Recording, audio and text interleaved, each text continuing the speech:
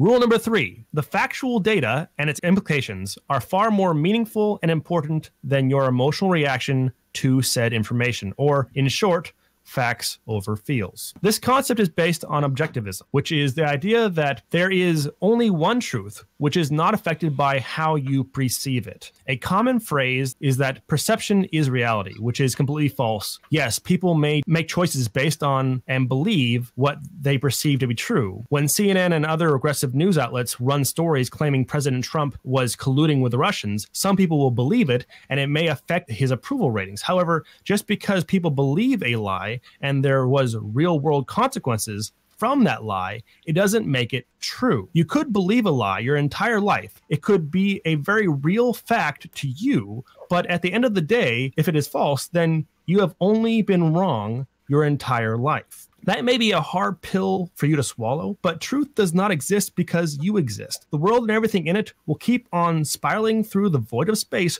whether you were born or not. Your perception of reality is just that, what you can see of what is real. Your lack of knowledge or your feelings about a subject have no power over the reality than an ant has over the sun. Social justice teaches the idea of subjectivism, that truth and reality are dependent on the perception of the person who is viewing it. They believe that if an Islamic culture oppresses women in the Middle East because they believe it to be morally okay, that for them, it is morally okay. They will claim that Islam is in fact a feminist religion because Muslims believe that imposing strict modesty rules on women is to protect women. They will claim that because some Africans believe in magic, that magic is just as real as science and should be treated as equally sound. They insist if you are morbidly obese and believe that you are healthy, then you are healthy. They will even call it an act of violence for a doctor to tell them the truth that their body weight is bad for their health. This is because the truth does not matter to them. All that matters is to a social justice acolyte is how they feel about something. Blacks feel like they are being targeted by all cops, regardless of facts showing blacks are arrested at higher rates because they commit crimes at a higher rate. Women may feel they are paid less than men, regardless of the fact that they make less if they are making different life choices. The problem with saying that all these things must be true because of how people feel is that it doesn't make it true. Moreover, if it did, it would give media agencies supreme power over reality because of propaganda, often aims to shape how you feel about certain information. A good example of how the mainstream media attempts to sway public sentiment to propagandize society rather than use facts to inform society is how they dealt with immigration. In 2018, Trump stepped up border enforcement, which resulted in more illegal immigrants being detained at the border. Trump's policy of zero tolerance led to more prosecutions, which meant parents were detained and were separated from their children when they illegally crossed the border because of a law that predated Trump's presidency. The media flooded the public domain with hundreds of articles and nearly daily updates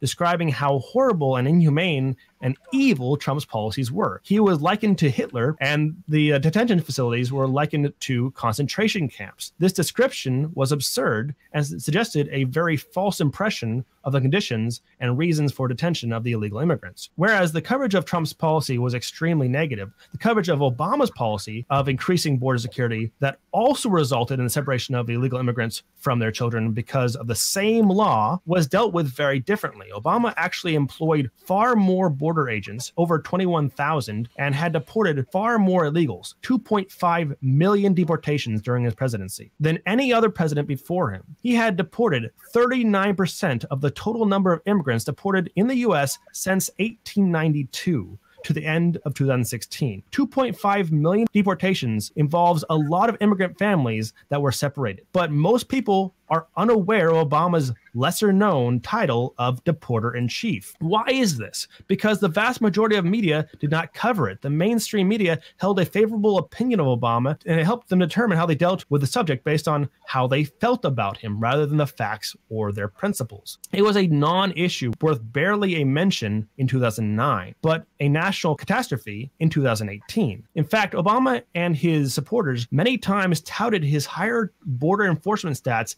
as a strength of his. This exemplifies how the media can describe similar data two different ways to elicit different emotional responses. If you are a person who bases their belief of information, whether it's good or bad, on how you feel about it, then you can more easily be swayed by these deceptive tactics. The sad fact is, when we speak about objective reality and they speak about subjective reality, it can seem as though we are speaking two different languages. Because of this, it can be very hard to reason with this kind of person. However, if you wish to win the battle of ideas, then you must continue politely to hammer their mush-filled brains with facts and data that disprove the lies they believe. This means that you must also base your beliefs on facts and not what you feel.